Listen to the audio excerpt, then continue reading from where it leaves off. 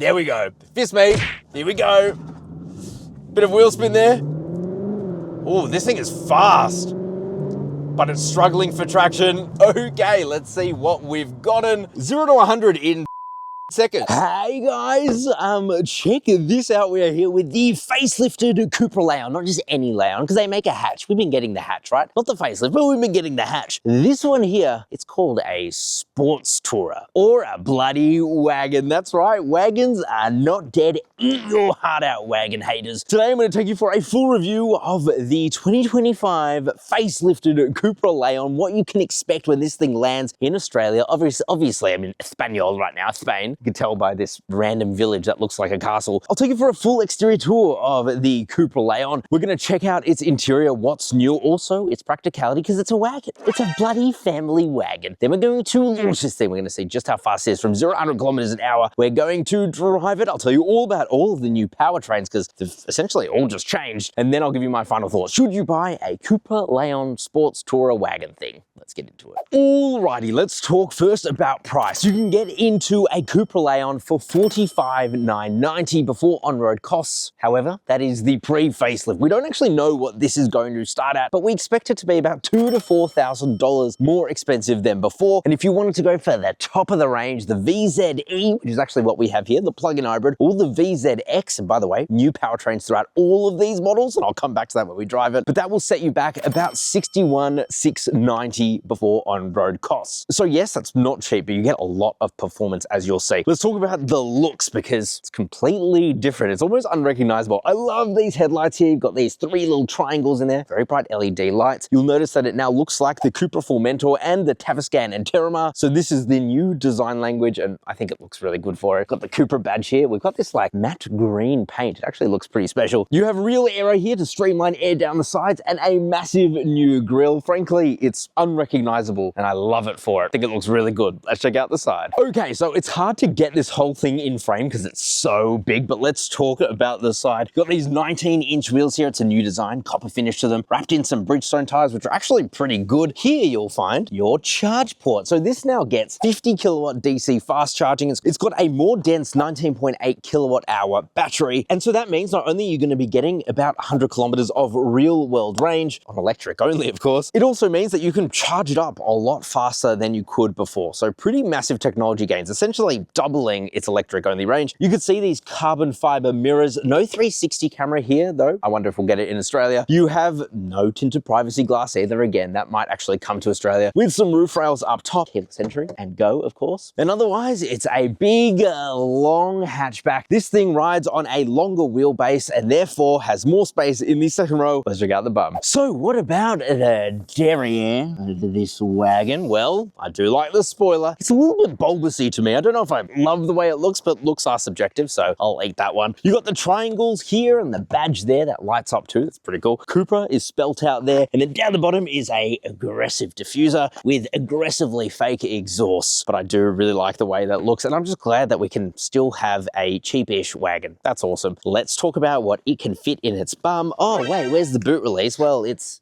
here, which is a bit strange, but you do get a powered tailgate. I've left the cargo cover here because it's a lot of fun. You just kind of push and then it folds away. That will reveal 620 liters of space if you get anything other than the plug-in hybrid, which is what we have here, because under here, well, you'll find a big 19.8 kilowatt hour battery. Still, you get loads of space in the back, like seriously heaps. Then of course, you could just drop the second row and you get a huge amount of room. If you could look under there, it's a lot. It's actually very, very impressive. I love wagons. Let's check out the interior. Okay, so the interior now of the Cupra Leon Sports Tourer. The wagon, baby. What's new for the interior? Well, it's actually received quite a few little updates, but also some bigger ones. Biggest one is this one here. You get this new 12.9-inch display. It is way faster than before. Super snappy, wireless Apple CarPlay and wireless Android Auto. But the biggest change for it is instead of the touch capacitive buttons down here, which weren't backlit, they are now backlit. So you can actually see them, or your passenger can see them at nighttime. So that's a nice big change, frankly. Makes it far more usable. Also, the air conditioning controls are always down on the bottom of the screen, so you can turn on your heated seats through here. It's all very functional. It's easy to use. Would dials be better? Absolutely. Yes. But this is what we we have in 2025, so deal with it, I guess. You get these new Seibelt seats. Obviously, this is reserved for the top trims, and it is nice. Super duper grippy. They've got like Alcantara to them, the Cupra badge embossed into them too. They look great and they feel so supportive, and you can adjust them in literally every way possible. Fantastic. What else is new? Well, you get a 15-watt wireless charger up here and a faster digital instrument display with a new skin to it, and it really does show plenty of information. It was always the best really in the industry, and now it's just as good as before. Physical buttons, always good to see. The steering wheel, it remains the same, but I don't care. It feels so nice to hold on to. You got the little copper elements within there too. You have a Cupra button on the left, and that is really your drive mode selector. On the right hand side is your start stop button. Weird placement because you would actually normally go for it here, but here it's actually your traction control off button, so don't get that one wrong. But yeah, you have buttons to control everything, including your adaptive cruise control, your heated steering wheel, and a couple of paddle shifters there too. The other thing for this interior is that it finally gets a good sound system. Before it was Beats and it was pretty crappy. Sounds amazing.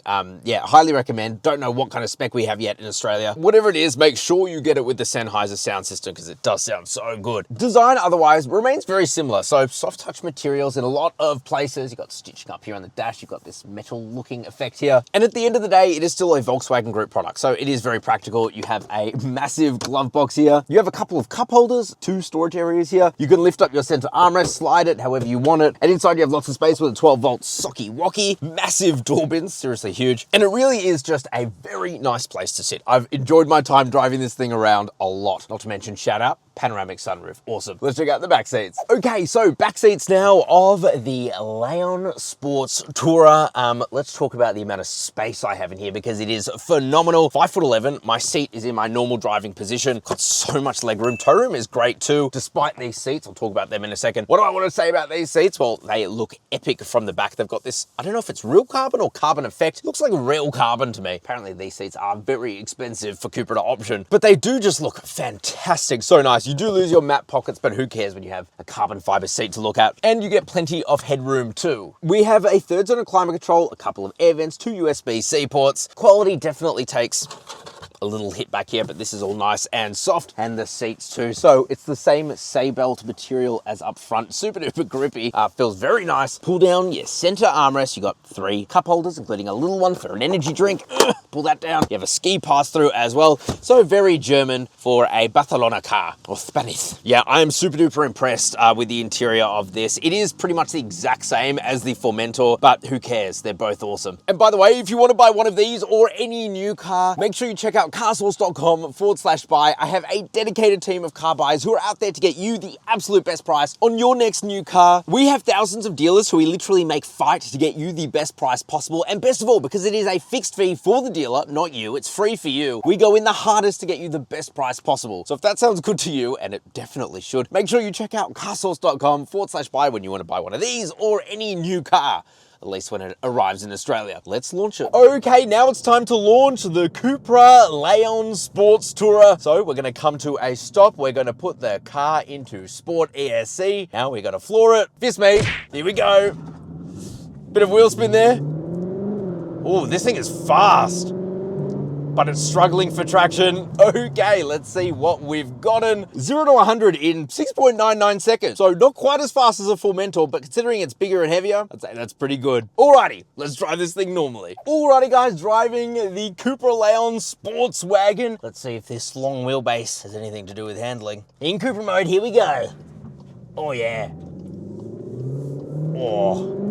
Yeah, that engine noise is fake, by the way. Let's talk about all of the new engines that this thing gets. Like the Formentor, this has an entirely new range of engines from the base up until the top. So the base engine is a 1.5 litre turbo petrol 4-cylinder, which is now mild hybrid and puts out the same 110 kilowatt of power and 250 newton meters of torque. Then there is this, the VZE. It's the plug-in hybrid, and it is also a 1.5 litre turbo petrol engine, up from 1.4 litres. Like the base engine, it is also front-wheel drive, and it puts out 200 kilowatt of combined power from a petrol motor and also a bigger electric motor on the front axle. And then there is the new cool engine, which I will rev this one in solidarity with. It's actually the same EA888 engine as you would find in a Golf R, and that puts out 245 kilowatt of power, 420 newton meters of torque. For all of these transmissions, they go through a 7-speed dual clutch. And by the way, the Leon Sports Tourer, that is all-wheel drive. If you go for the hatchback with the VZX, that is front-wheel drive and will put out 221 kilowatt of power, 400 newton meters of torque. The little Cupra Wave. But let's put our foot down here and see what the transmission calibration is like with this electric motor. It's interesting. It's certainly not flawless. It's not perfect, but it does a better job than I could probably do. So the way it works is that this thing has 100 kilometers or so of a real world electric only range, which is fantastic. But it's also got that 1.5 liter petrol engine that can also power the front wheels when this thing runs out of range. And right now it's saying I've got 0 kilometers of range. So you might be thinking, well, doesn't it then just become dead weight? No, thankfully not, because the battery still has some power and it acts just like a Toyota hybrid system where it will charge through braking, through going downhill, but when you are going pretty slow and you're in bumper to bumper traffic, for example, it just turns off the engine anyway and runs as a hybrid. But of course that's boring. Let's put the car back into Cupra mode, put our foot down, and you can see that it definitely has its work cut out for it. This isn't a light vehicle, but it is still a fast vehicle. So what about everything else, not the drivetrain? Well, it handles exceptionally well. Despite its longer wheelbase, you couldn't even tell. I've driven this now back to back with the Formentor, but frankly, yeah, it's almost imperceptible. It is super darty. The suspension on it is fantastic. Even in Cupra mode where it is actually quite firm, it makes for cornering really well. But even when you're just driving on a straight and narrow road like this, it's comfortable. It has updated travel assist too now, which means that it will center itself in the center of a lane and keep you a safe distance from the car in front of you. And if we put the car into individual mode, which I have it in now, I've actually set the dampers to be even more comfy than comfy. It's 15 stage dampers and they do just waft you along the road. It's a really comfortable ride. And that's why I just really like a lot of the Cupra products. They don't really put a foot wrong, and there's a good reason for that, and that is because they're all about enjoyment. And that's what they said to us, you know? We're not the cheapest brand out there, we're certainly not the most expensive. We're just here because we want people to still have fun. And even when you have electrified vehicles like this, I gotta be honest, it's still fun. And in terms of fuel economy, this thing is getting about 3.6 liters per 100 kilometers. Obviously, most of the time it is fully charged. And when it does run out of range, it sits at about 6 liters per 100 kilometers. So it's really quite efficient, even when you are carrying around the dead weight of the battery. This thing handles really well. The other thing is the pedal feel of the braking. It just feels a little inconsistent at times. Sometimes it feels like it grabs a lot, but other times it just feels like it doesn't grab quite enough. It's never really an issue, but it's something I have noticed. Alrighty, let's get into our final thoughts. Alrighty guys, shut up. Final thoughts on the Cupra Leon facelift wagon sports tourer thing. Should you buy one? Well, honestly, if you want a family hatchback, but you need a bit more space, absolutely the Leon is a great choice. We'll have to wait and see what the pricing is actually going to be, but right now it's all very reasonable, very practical, frankly. So if you factor in $2,000 to $4,000 more than currently, yeah, it's a great deal. And of course, if you want the absolute best deal possible, make sure you check out carsource.com/buy, and my team will get you the best price on any new car. Ciao for now.